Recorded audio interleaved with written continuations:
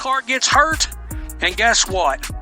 Your demand vanishes because people ain't going to pay up to see these athletes that are ungrateful that their sport's growing. When Caitlin Clark's injury sent the WNBA All-Star Game into a financial death spiral, it was the sentiment of innumerable fans. However, what if I told you that the initial shockwave was a multi-million-dollar disaster? It's not the conclusion of the narrative. Actually, that's where the true story starts.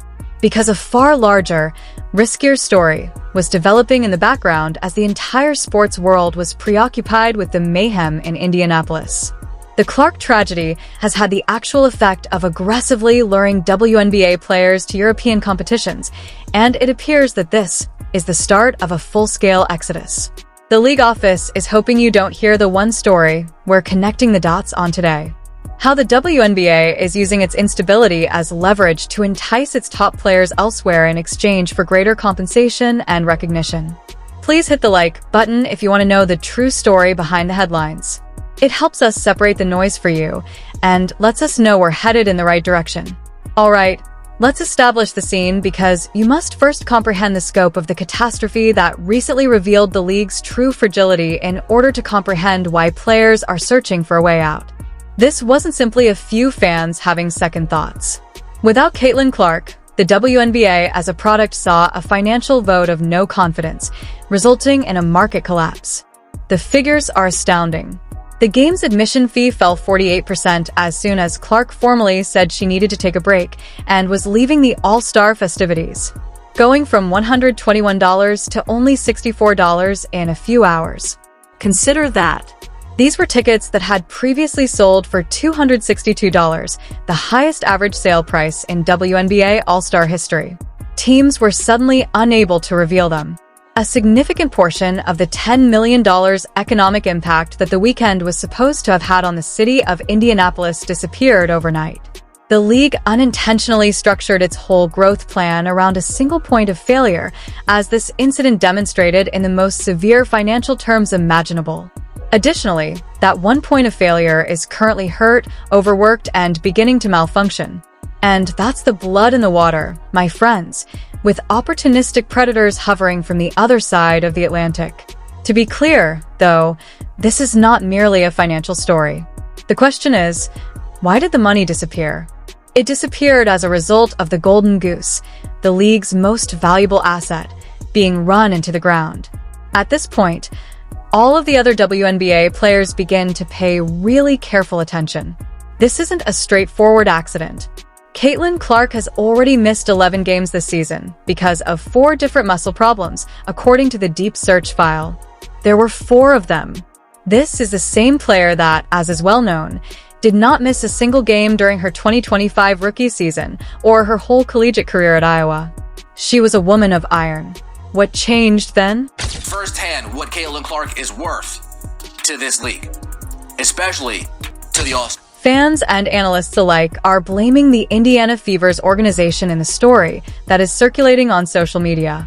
Many people believe that the team's injury management procedures and medical staff are woefully inadequate, particularly in comparison to NBA standards. Someone who has the ball in her hands as much as Caitlin, the physicality that she's experiencing for 40 minutes, it causes you to load differently, explode differently, accelerate and decelerate differently, said Stephanie White, Clark's own coach, who has also spoken out about the player's unusual physical toll. Other players take notice when the most valuable player in the league goes from unbeatable to prone to injuries in less than a season. They observe a system that did not safeguard its most valuable resource. And they begin by asking themselves a pretty basic query. What's stopping it from occurring to me if they'll allow it to happen to her? And the worldwide predators have been waiting for this exact moment of panic and crisis of confidence. Now, we're going to make some connections that will lead us into the realm of rumors, but this is the main plot point and is being reported by reliable industry sources. There is a shocking report in the Deep Search file. According to reports, European basketball organizations are now directly recruiting American players by pointing to the WNBA's instability and these exact injury management problems. They are poaching actively. They observed the Clark tragedy as it happened. They are taking action after observing the players' dissatisfaction. Since the European sales pitch is a devastatingly successful 1-2 punch, let's examine what it truly sounds like. They start by focusing on the obvious, the money. Although it's not always the case, reports indicate that bids from elite European leagues occasionally surpass WNBA pay. A larger salary is an easy method to attract athletes who feel underappreciated and underpaid at home, an issue we'll discuss shortly. It's the hook. Their agent answers the phone for that purpose. It's not the decisive blow, though. Money has nothing to do with the actual knockout blow, which is the portion of the pitch that is currently landing with horrifying accuracy. It's the promise of everything the WNBA isn't offering right now. Stability, job security, and professional respect. The source documents are clear. American players are being offered greater professional treatment and job security by European leagues. Consider it from the viewpoint of the player. You just witnessed the biggest star in the league undergo physical therapy. You've seen the reports and the discussions on social media that cast doubt on the caliber of the medical personnel on her team. The league itself seems frail and disorganized. NBA, pay attention. Pay attention. We saw the viewership drop. Ticket sales dropping. Attendance dropping. And in the midst of all that uncertainty, a call from a Spanish League of Femenina or Euro League squad arrives. Peace of mind is what they're providing you, not just a contract. They guarantee top-notch medical treatment and professional standards that will safeguard your health and advance your career. Stability and skilled medical supervision are nearly seductive when your own league's economic philosophy seems to be to run our stars into the ground and hope for the best. They are transforming the WNBA's biggest flaw into their own advantage. And with its own internal strife, the league is currently adding fuel to that fire. The complete disarray surrounding the league's collective bargaining agreement, or CBA, provides that fuel. The tale becomes particularly unpleasant at this point since it involves more than just one team's poor management. The timing could not have been greater for this league-wide breakdown of confidence between the players and the front office. The talks are degenerating into a public spat, and the existing CBA is scheduled to expire on October 31st, 2025. The players sent a strong, united message at the same All-Star game that was going bankrupt. They wore black shirts with a bright white lettering as they warmed up on the court. "Give us the money you owe us." This was no small clue. It was a disrespectful public statement. The union's leadership is echoing that frustration. One of the greatest names in the league, WNBA Vice President Breanna Stewart, bluntly referred to a recent CBA meeting as a lost chance. "We won't stop until we got what we want," said Angel Ree, who is even more direct. His prices dropped because people quit buying the damn tickets. People was asking for refunds for the damn tickets. So you want to know what they had to do? Damn near give them away. Thus, on the one hand, the players are united in their rage and sense of deep contempt. Conversely, Commissioner Kathy Angelbert has informed the media that talks are fruitful and helpful.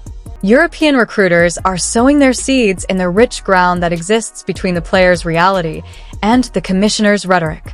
Their entire sales pitch is validated by it. Why fight for respect from a league that doesn't get it when we are waiting to give it to you right now? They would ask a player.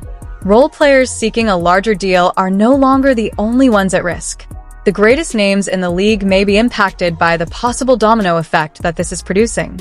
In the WNBA offseason, a number of elite American players, including past MVPs, have played abroad. Now, the existential fear is that the poisonous atmosphere at home might persuade them to stay away.